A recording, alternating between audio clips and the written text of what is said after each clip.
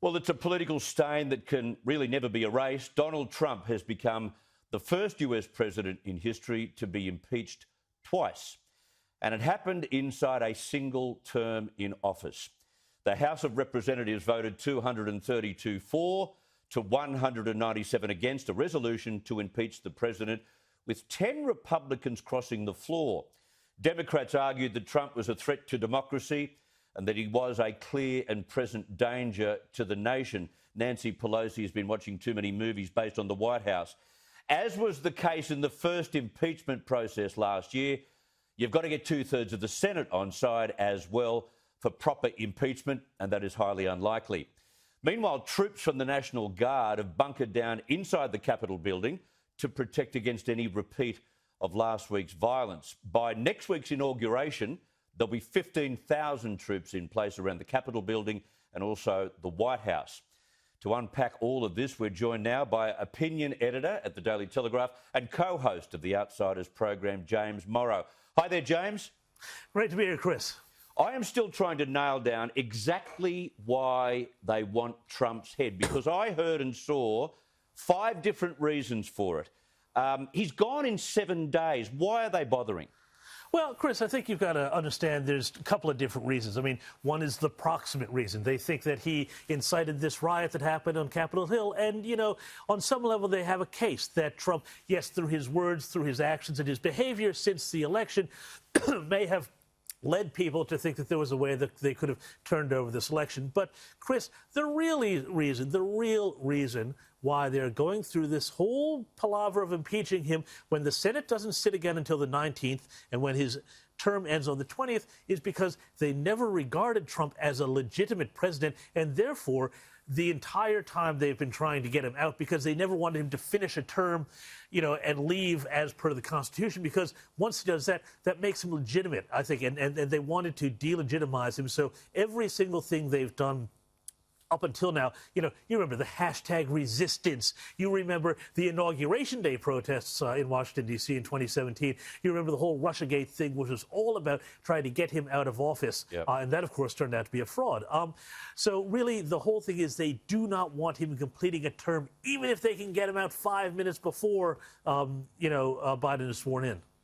He recorded a video which went on the White House Twitter account, and it appeared, as it started to come up, that he would address the impeachment. He didn't do that at all. I want to play a snippet for our viewers, James, because he was reiterating what he said as the riots or as the rally ended up storming the Capitol building last week. Have a listen.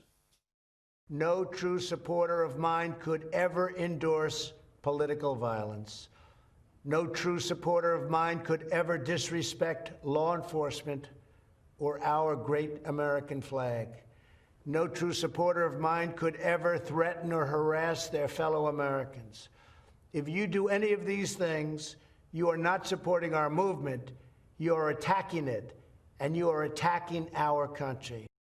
What do you read into what he did there? Was this just to try and embarrass those who may have voted against him? Well, look, I think part of it was that. I think part of it was a genuine message because he does not want this inauguration to turn into some sort of chaotic scene in Washington or anywhere else, because that would, of course, further mar his legacy. He's got a big problem right now, which is that he accomplished a lot of really good things in the first 3 years of his presidency. Then coronavirus hit, and he got smacked around very hard by that, as did the rest of the country. And now his actions since the election has seen him, questioning the election, but not being able to mount a proper case. So he had a lot of people who were very disappointed. But the big problem that, the Democrats have, let's remember, they've got a bigger problem. Trump's going to be gone in a week. But, Chris, there are going to be 75 million Americans who voted for the man, the second highest number of voters ever to vote for a presidential candidate after Joe Biden's. More than voted for Obama, more than voted for Hillary or Bill Clinton, more than voted for any of the Bushes or anybody else. These people are going to feel very disenfranchised by Democrat attempts to freeze out, destroy, undermine Trump's legacy, and essentially they feel like they're the ones who are going to be in the frame next. And we see this with all the social media stuff.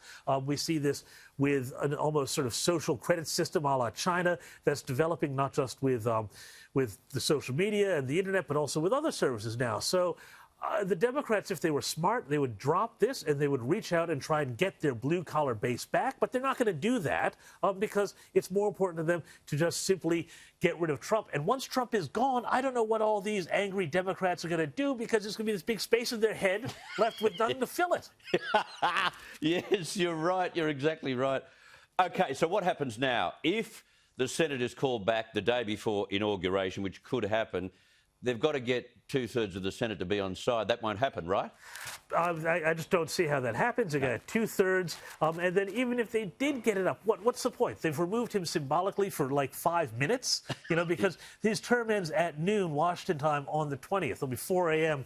Our time, so everybody watching that, I'm sure. But it's just, impossible to believe that this is anything but a symbolic thing. And, Trump, his big thing, he wants to be relevant. If the Democrats were smart, they would say, all right, we're just going to forget about Trump and make him irrelevant. But they can't do that. 5 years he's been living in their heads since he started this campaign, and they have still not figured out the equation, the so-called smartest guys in the room. Who knows, Chris? Yeah, he's been doing their heads in.